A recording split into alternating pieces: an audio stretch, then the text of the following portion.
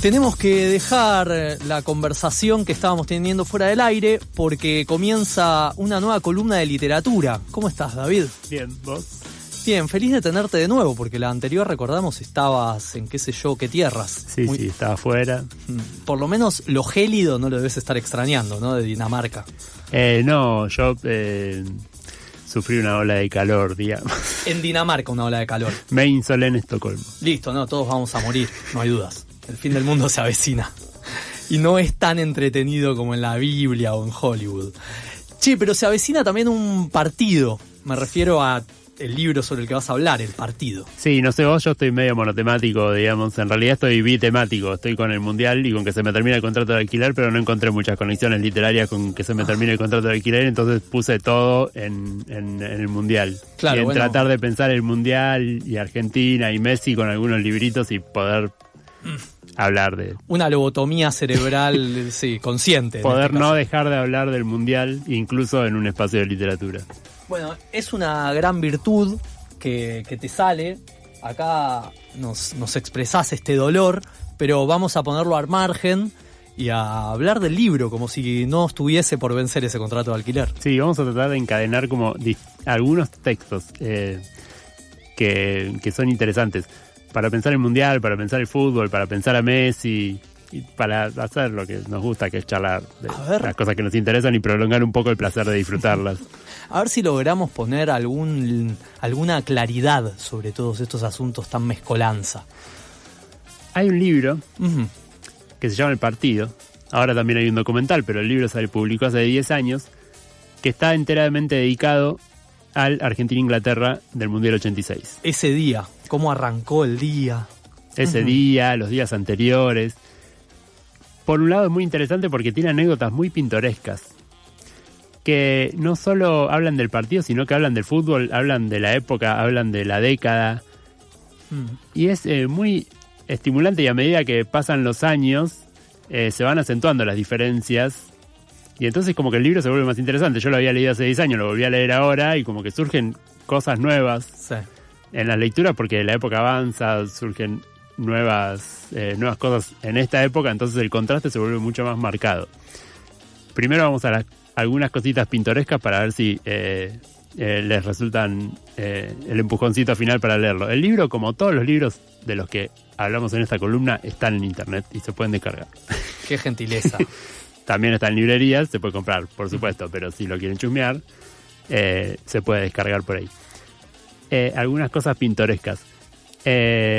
Hay un montón de anécdotas que surgen de ese libro, que ese libro recoge. Uno es el de las camisetas, que pensar ahora en el fútbol hiperprofesionalizado que vemos, en que unos días antes salieron a comprar camisetas, porque las camisetas que había hecho Lecoq, la marca que vestía Argentina, cuando se mojaban, pesaban como 4 kilos y Bilardo dijo, no podemos jugar con estos muchachos.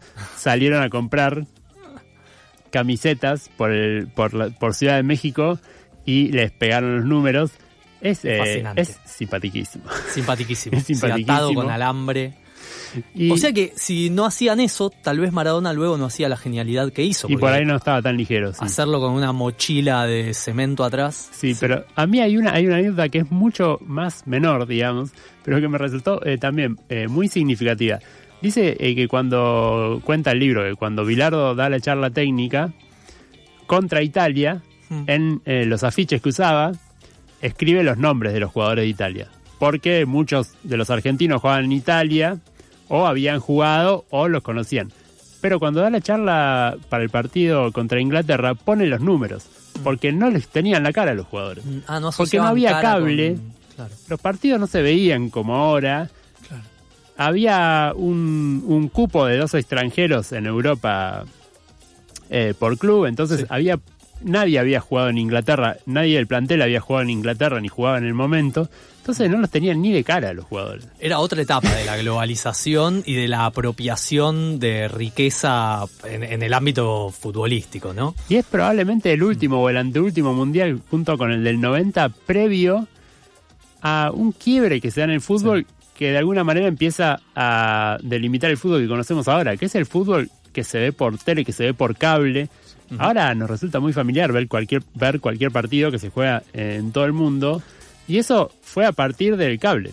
Y todo el Star System desplegado, que ya sabemos minucias de la vida de los distintos jugadores de otros países.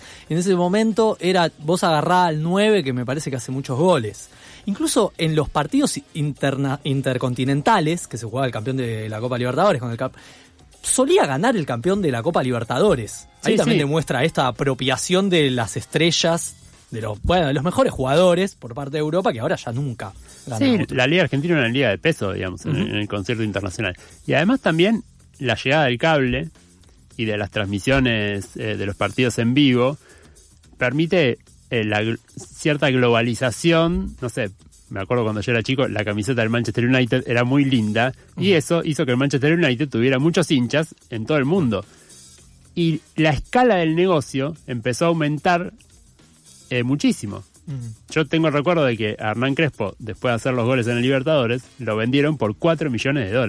Hoy claro. $4 millones vale no sé. Sí, Adorni se lo compra con un préstamo de jubilado. El 3 de Chacarita, claro. Capaz mete 3 pases seguidos y vale $4 millones, digamos. Claro. A Crespo, unos años después, 5 o 6 años después, lo venden a $40 millones a otro club de Italia, digamos. Ya, hay algo ahí del lavado de dinero que se aceitó mucho, ¿no? No, pero para mí es una cuestión de escala del negocio, digamos. Sí, también. Las cifras se disparan en un lapso muy corto de tiempo.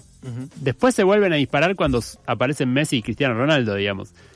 Pero las cifras se disparan de unos pocos millones de dólares a 10, 20, 30 millones de dólares, y después con Messi y Cristiano Ronaldo a 100 millones de dólares. Sí. Todo eso pasa en 10, 15 años, que es un lapso bastante corto para multiplicar tanto la escala del negocio, digamos. Bueno, este libro, El Partido, cuenta el fútbol anterior a que se disparara la escala del negocio. Y es muy interesante, es como... Sí, también hay algo que ya estaba ahí, que era la mirada de este es un aparato ideológico de control del capital sobre las poblaciones y nos dejan embobados con... Eso ya estaba instalado, ¿no? Ya había un paralelo al Pato Donald y esa lectura. Sí, pero digamos, pero esa lectura está, aunque Crespo valga 4 millones, valga 40, digamos. Sí, totalmente. Pero lo que digo es que la experiencia...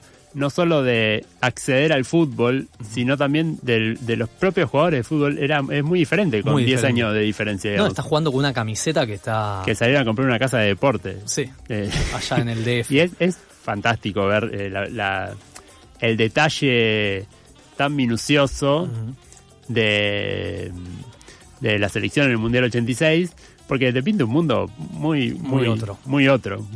ajeno, digamos. Y a la vez, no deja de ser un deporte, un juego. Y sí. Mismo la cantidad de cámaras no hubiesen permitido lo que fue el gol robado al ladrón, ¿no? El gol con la mano, que nos da 100 años de perdón no sé, o se lo dará a Maradona, todo esto ya pierde sentido, pero el VAR, todo eso que ha ido cambiando, hoy también permite que ese encuentro tenga otra mística, ¿no? Hay otro detallecito muy chiquito que cuenta el libro medio al pasar, que es que Bilardo les dice a los periodistas que el Negro Enrique va a entrar por, no me acuerdo cuál es el jugador al que reemplaza, el Negro Enrique creo que venía siendo suplente, y entra para ese partido como titular. Y les dice a los periodistas, le filtra el dato a los periodistas y le dice, publíquenlo pero no se lo digan a los jugadores.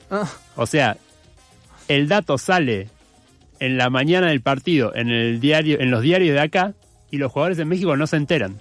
Claro. Porque se entera primero todo el mundo que el propio jugador que va a jugar de titular. Eso hoy es imposible, inviable. Claro. En segundos circuló la información. Y tenemos en unos días otro partido de estos con otras particularidades. Por ejemplo, tener un presidente que tiene un retrato de Margaret Thatcher en su despacho, ¿no? Sí. Eso también es otra peculiaridad. Yo te tiraba una pregunta por WhatsApp, si es para vos el intertexto del libro, el intertexto de este partido. ¿Qué pesa más como antecedente para este partido? ¿La Guerra de Malvinas o el partido del 86 de Argentina e Inglaterra? Yo no sé, a mí me intriga cómo lo viven las nuevas generaciones. Claro. Es un poco empezar a guitarrear, ¿no?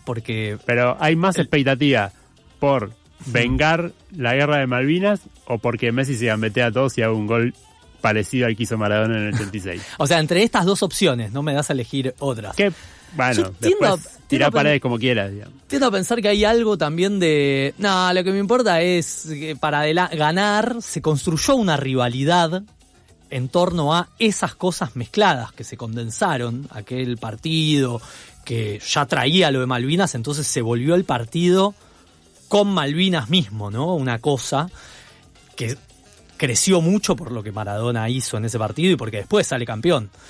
Entonces hay algo sí, como de que mantenga ese brillo inmenso, aquel partido en sí mismo, que ya condensa algo de Malvinas, y las ganas de ahora de, venimos de ser campeón, quiero ser campeón, imagínate qué lindo sería. Como una cosa ahí en donde queda, es casi como que preparo una torta y te digo, tomá David, acá está esta torta que preparé, separá el huevo, separá los huevos que tiene metidos, y no, ya está ahí mezclado todo, ¿no? Puede ser, sí. Algo así. Con la figura de la torta me parece que sumé ahí un... este argumento es fuerte. Hay otra cosa en la que venía pensando cuando trataba de armar una columna que tuviera libros y que nos permitiera hablar un ratito más del Mundial, que es la capacidad de Messi de hacer homenajes. ¿Qué homenajes hace Messi? Messi hace muchos homenajes, por ejemplo... Cuando hace el gol contra Holanda, Messi se para delante de Van Gaal y hace el famoso topollillo. Claro. Y esa es una actitud profundamente literaria, digamos. Hay muchos escritores que cuando se presentan en sociedad, cuando más o menos publican sus primeros libros y hacen alguna entrevista, dan referencias de cuál es su comunidad, digamos, cuál es su barrio. Claro. Y en general no son... los que están en boca de todos, ¿no? Para hacerte un lugar vos decís, sí, yo estoy con este, ¿no? Yo estoy con este, que si son los que todo el mundo menciona, no tiene mucha gracia, entonces en general son como algunos... va trazando sus referencias hacia atrás como una tradición propia, inventada. Un recorte propio, una tradición propia, y Messi tiene algunos gestos. Cuando Messi se pone las manos en las orejas delante de Van Gaal, un poco está diciendo, mi barrio es este, los que jugamos a la pelota. Incluso en el medio de este circo, los que jugamos a la pelota. Y vos, que hace dibujitos en el pizarrón, no sos de mi barrio, digamos. Claro. Noto algo de pensamiento mágico en esto que estás diciendo, que te hace creer que Messi va a agarrar la pelota en la mitad de la cancha y cual barrilete cósmico llegar hasta Pickford. No es la conclusión a la que quería llegar, es la pregunta que quería plantear después. Quizás es un poco tendenciosa. Y después cuando se muere Maradona, que hace un homenaje muy particular, que se saca la camiseta del Barcelona y debajo tiene una camiseta de Newell's, la camiseta de Newell's que usaba Maradona. Siendo él y ahí también Rosario. Hace un recorte, ¿no? Dice, yo soy el 10 de la selección argentina, pero primero soy rosarino, digamos. Le ves ahí una pincelada poética. Le veo una pincelada poética y una pincelada de campo literario también. Ajá. Eso hacen los genios, tener que cerrar el estadio, diría Basile. Y aquí el genio de David Levy con una columna de literatura que se suma a las magistrales que ya están subidas a YouTube para revivir en nuestro canal, por supuesto, de Algo con R. David, ¿querés algún otro toque? ¿Un centro más para esta? No, solo para mencionar, hay muchos textos sobre Messi, hay un par que son muy lindos. Por favor. Hay un libro publicado, son muy tempranos, hay dos que son muy tempranos, uno que es muy reciente. Hay un librito de un escritor y periodista que se llama Leonardo Facio, que en realidad es como una crónica, que salió en una revista y después como la crónica tuvo muy buena repercusión, medio que lo estiraron un poco e hicieron un libro. El libro está muy bien y cuenta un poco la infancia de Messi. Messi no es un personaje muy atractivo, digamos. Claro, no. Es atractivo como jugador de fútbol, pero la verdad que su vida, más allá de algunas anécdotas que están buenas y son simpáticas, 3 anécdotas que están buenas y son simpáticas, no hay mucho de dónde tirar, digamos. Hay otra biografía de un escritor español que es un poco un escritor que le pone palabras a la filosofía de Guardiola, y ahí Messi entra un poco como en ese halo que se llama Guillem Balaguer, que es una biografía también muy deportiva, muy futbolística, muy temprana y bastante larga también. Y después está el texto de Hernán Casiari que se llama La valija de Leonel, que es muy bonito, porque para mí no solo el texto es muy bueno, sino que un poco abre un camino, que para mí es un camino que va a crecer con el tiempo, que es como Messi no es un personaje de por sí muy atractivo, y todos tienen ganas de escribir sobre Messi, porque te dan ganas de estirar la experiencia de verlo jugar a Messi, y eso escribiendo, conversando, leyendo, es una manera de hacerlo. Permite también como explorar la que para mí puede ser como una vía de literatura sobre Messi, que es ¿qué te pasa a vos como espectador cuando ves a Messi? Y no solo cuando ves a Messi, sino cuando ves fútbol. ¿Por qué nos gusta ver fútbol, digamos? ¿Qué atractivo le encontramos a ver fútbol? Ahí hay como un camino para explorar. El texto de Hernán Caseri como explora un poco todas las fibras más íntimas y más sentimentales que toca el fútbol. Pero no es lo único por lo que nos gusta el fútbol, digamos. Ajá. No sé, ahí hay algo que para mí con el tiempo va a crecer. Para mí son preguntas que si empezás a tirar del hilo te llevan hasta el Edipo, hasta el ombligo del sueño un poco, ¿no? Sí, bueno, la relación con mi padre. Para mí hay algo en torno a la belleza que falta explorar en relación con el fútbol. Nos quedamos con esas preguntas entonces para repetir estos relatos sobre Messi, además del libro El partido de Andrés Burgo. También hay uno que se llamaba Messi es un perro, ¿no? Sí, ese es otro texto. Ese es otro, de Cassiari. Tenemos de Balaguer, el catalán. De Guillem Balaguer, es una biografía bastante larga que también se puede descargar en el 2014, 2015, cuando Messi tenía pocos años en relación a los que tuvo después también. Bien. Es una biografía temprana. El de Facio. Y si no, vuelvan a escuchar esta columna en YouTube. Vamos. 11 31 260 887. Registren el WhatsApp de la tribu